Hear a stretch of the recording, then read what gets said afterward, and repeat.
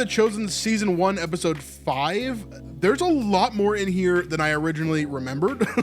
There's like all the sections with the wedding and the miracles and Simon and Eden, and then there's also the whole section with the disciples kind of meeting each other for the first time and Big James and Little James getting their names. But one of the most influential sections throughout this whole thing is the meeting between Nicodemus and John the Baptist. If you remember, at the end of episode 4, it actually ends with Nicodemus entering into John the Baptist's prison cell there, his jail cell, where he's being held by the Romans. And who turned him into the Romans? Shmuel. Remember that?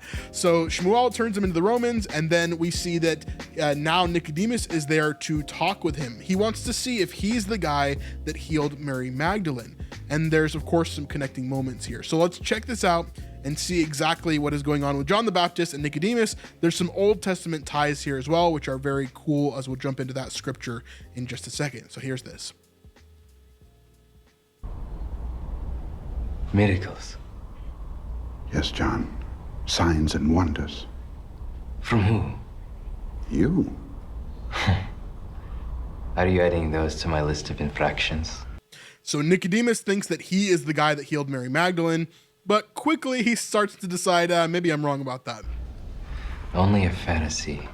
You would have labeled Moses a lunatic for talking to a shrub. Do you consider yourself Of course, pointing to the burning bush there. to be like Moses? No, he considers himself to be more like Elijah. But of course, if he said that, he'd look crazy as well.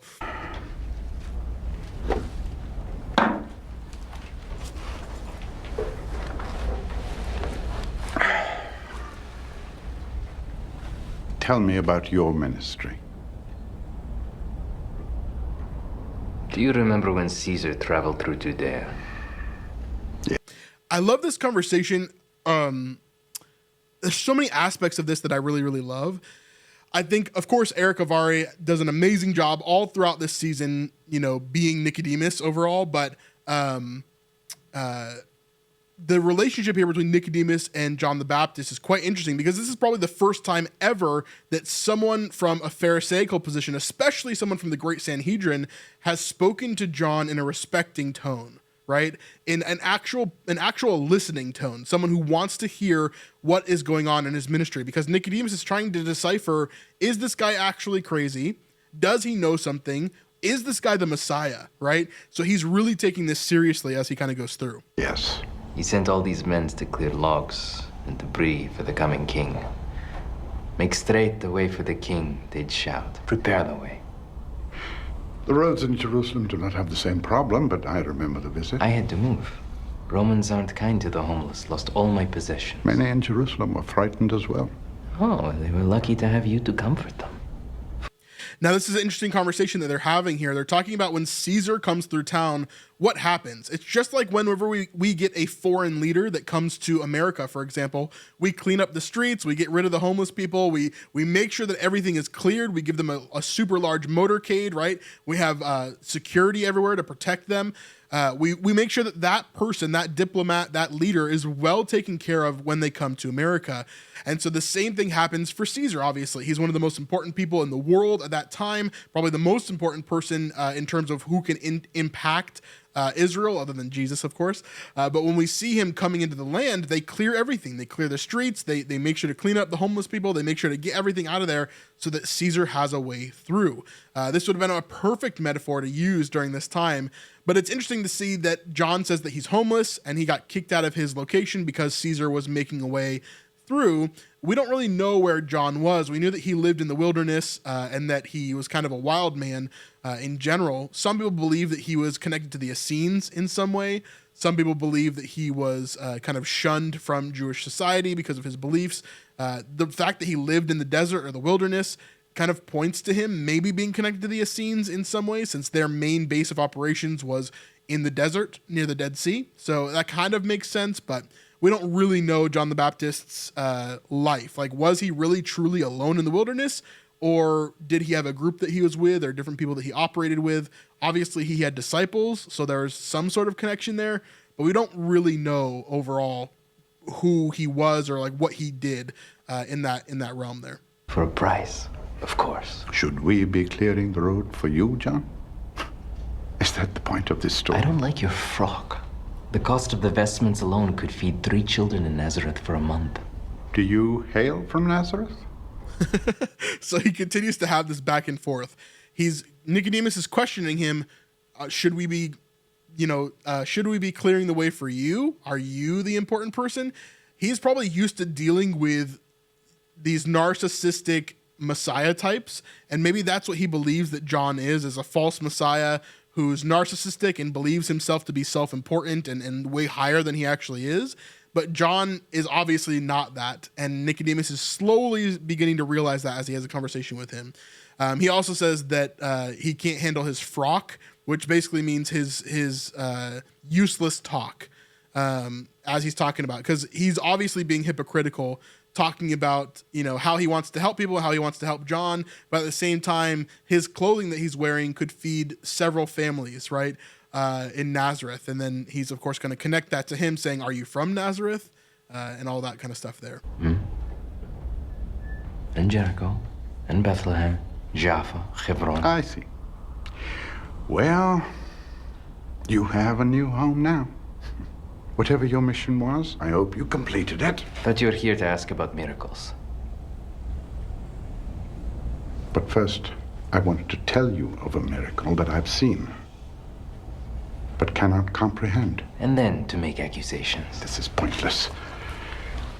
Clearly, you are not a frothing madman, but every bit as unreasonable. You imprison me and accuse me of being ill-tempered. I am not your captor.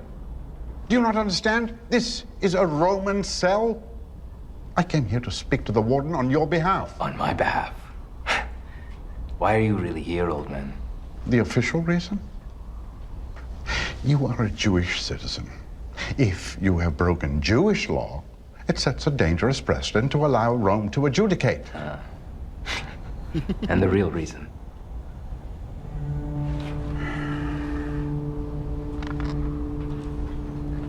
The truth? I am far from home. I am looking in places I would never go because I am searching for an explanation for something I cannot unsee. Of course, he's talking about Mary Magdalene here with the demons and how she's healed now. And he's trying to figure out how that is, why that is. And John is the next lead that he has to do that. No one else knows you're here.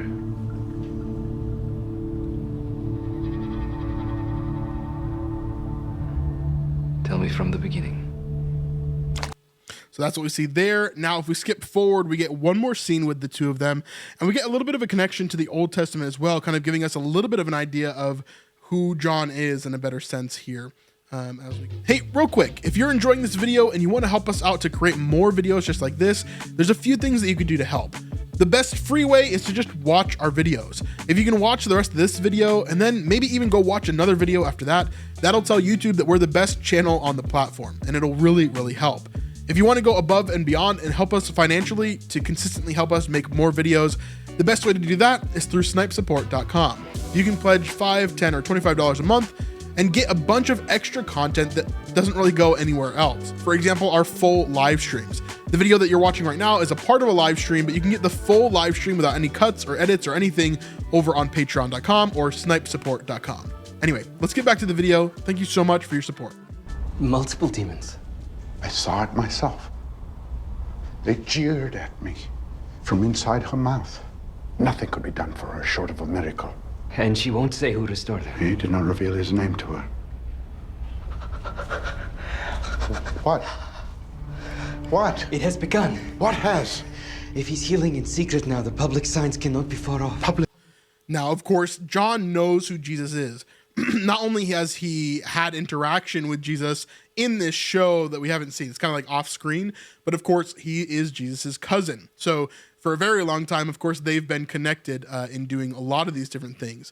And so we see here that he knows kind of what's upcoming. He doesn't know everything about Jesus or everything that's going to happen, but he does know the gist of what is supposed to be happening in the future. There are supposed to be public signs that happen, and then Jesus will continue to build his ministry, and then all of these other things will happen, right? He has a general idea of what Jesus' ministry is supposed to be and a general idea of how Jesus operates, although I don't think he has the full picture, even in The Chosen here.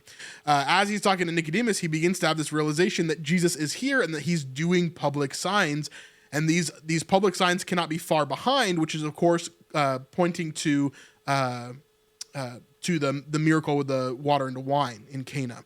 And so these kind of secret miracles, although I would say the first public sign was definitely with the miracle of the fish. I mean, that was in front of just his disciples, I guess, but it was definitely a public sign on the side of the docks there. But anyway, I won't nitpick that. Anyway, but we're seeing this conversation here as John is starting to realize Jesus is actually starting his ministry. Like signs, what? You know him? You can say that. You can say that, meaning, yeah, he's my cousin. What's his name? Who has ascended into heaven and come back I down? asked his name. Who has gathered the wind in his fist? Don't quote Solomon to me, you wild mongrel. Who has wrapped up the waters in a garment? Finish. No, you answer me first. Teacher of Israel. Finish the oracle of Agur, son of Jakeh. So what is he talking about here? The Oracle of Agur. I've never heard of this, right? We can jump over to Proverbs 30, and we see actually the words of Agur. Now, the words of Agur, we don't know much about him. We don't know who Jakeh is either. So the words of Agur, son of Jakeh, the oracle. So we know that Agur is some sort of oracle, meaning that he is some sort of prophet, would be my guess. And we don't really know much more than that about him, other than these words that are here. We only get a few things, and these are the only times when these names show up in the whole entire Bible. So nothing really historically or biblically that points to what's going on. However, John is quoting this, which many people will see as a messianic kind of prophecy that's coming. Who has ascended to heaven and come down? Who has gathered the wind in his fists? Who has wrapped up the waters in a garment? Who has established all the ends of the earth? What is his name and what is his son's name? Surely you know. Now, this is pointing to God, and not only pointing to God, but also saying God has a son, right? Which would have been a very weird concept for the people of Israel. So let's see how Nicodemus responds to this. Who has established all the ends of the earth? What is his name and what is the name of his son? Surely you know. You are careless with Torah. God does not have a son except Israel. Israel is his only son. This is what people will tell you today as well.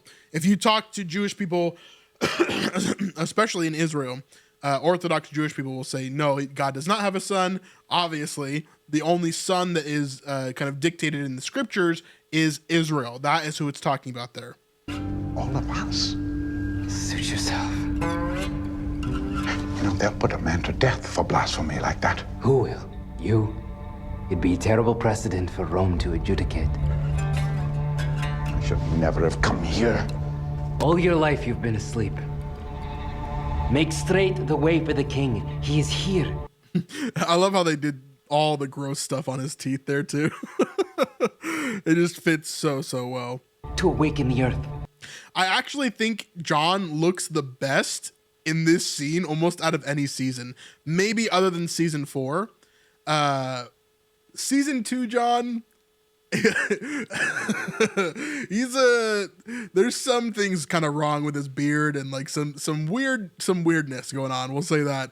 I think he does look really good in this season though. But some will not want to waken. They're in love with the dark. I wonder which one you'll be. Now, if this man is anything like you believe, or if he exists at all, you should leave this region. Your presence alone puts him in danger. If you think he needs my help, you've heard nothing. Yeah, he doesn't quite get it, right?